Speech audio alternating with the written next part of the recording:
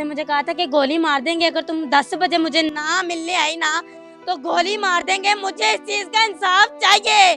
मुझे नहीं पता, मुझे इन चीज का इंसाफ चाहिए। और मुजरिम मानता है कि मैंने गुनाह किया है, पुलिस वाला कहता है कि नहीं गुनाह किया।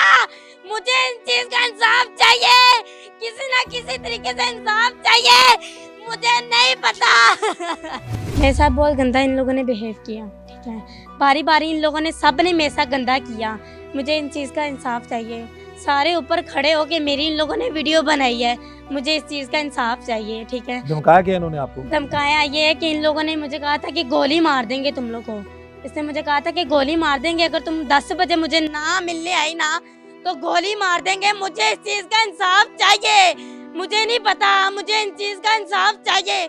यहाँ तो ये लोग मान जाए कि मैंने गुनाह किया है और मुजरिम मानता है कि मैंने गुनाह किया है, पुलिस वाला कहता है कि नहीं गुनाह किया। मुझे इन चीज का इंसाफ चाहिए, किसी ना किसी तरीके से इंसाफ चाहिए। मुझे नहीं पता। ये है जी हमारे मुआशरे में तड़पती हुई वो लड़की जिसके साथ 4 दरिंदों ने जुल्म की इंतहा कर दी और अब वो इंसाफ के लिए दर-बदर की ठोकरें खाने पर मजबूर है। रिपोर्ट्स मुबैना तौर पर बदल दी गई हैं।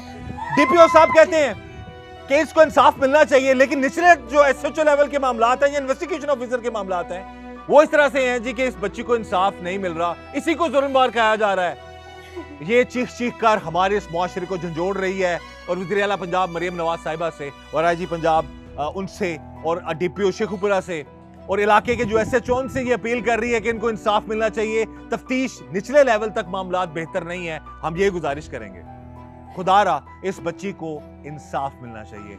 अगर इस बच्ची के साथ उन 4 दरिंदों ने जुल्म किया, वीडियोस बनाई और वीडियो बनाकर ये चीख कर बता रही है कि इसको कहा गया कि 10 बजे मिलो, नहीं तो तुम्हारे घर आकर तुम्हें मुबैना तौर पर नंगा करके गोली मारेंगे। ये अल्फाज सुनकर यकीन करें रोंगटे खड़े हो जाते हैं। और हमारे मुआशरे में ये रूटीन केस बन गया हुआ है।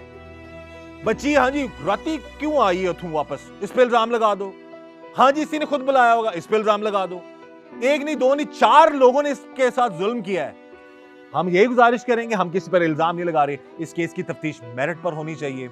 इस बच्ची की आहो पुकार सुननी चाहिए और इसको इंसाफ मिलना चाहिए कानून के मुताबिक। जो जितना जुर्मवार है उसको उसके मुताबिक, कानून के मुताबिक सजा मिलनी चाहिए। हम ये नहीं चाहते कि किसी पर इल्जाम लगाएं, किसी पर बहतान लगाएं, लेकिन जो हकाइक हैं और मेडिकल रिपोर्ट के हवाले से बात की है कि जी मेडिकल रिपोर्ट जब इस बच्ची के बकौल इसके कि जब रिपोर्ट मांगी गई तो कहा कि सही रिपोर्ट चाहिए तो इतने पैसे दो, नहीं तो जो रिपोर्ट दे दिया वही ठीक है। तो खुदारा ये गरीब लोग हैं, अनपढ़ लोग हैं, इनको क्या पता मेडिकल रिपोर्ट में क्या लिखना है, एफआईआर में क्या लिखना है। हमें तो यहां पर आकर पता लगा, बच्ची के चाचा ने हमें बताया जी कि एफआईआर तक जो है उन्होंने ठीक नहीं लिखी। एफआईआर में सबसे बड़ा एक, इतना अर्सा हो गया मुझे क्राइम रिपोर्टिंग करते हुए, प्रोग्राम्स करते हुए, एफआईआर में अगर सही पुलिस अफसरान हो, तफ्तीश करने वाले हो तो वो सही एफआईआर लिख देते हैं ज्यादातर, लेकिन कहीं की मुबैना तौर पर ऐसा भी होता है कि एफआईआर ही कच्ची लिख दी जाती है जो साबित ही नहीं हो सकता, उसमें ही मुल्ज़मान को फायदा पहुंच जाता है। तो इस केस की तफ्तीश मेरिट पर हो ताकि आइंदा कभी कोई जो है जुल्म ना कर सके।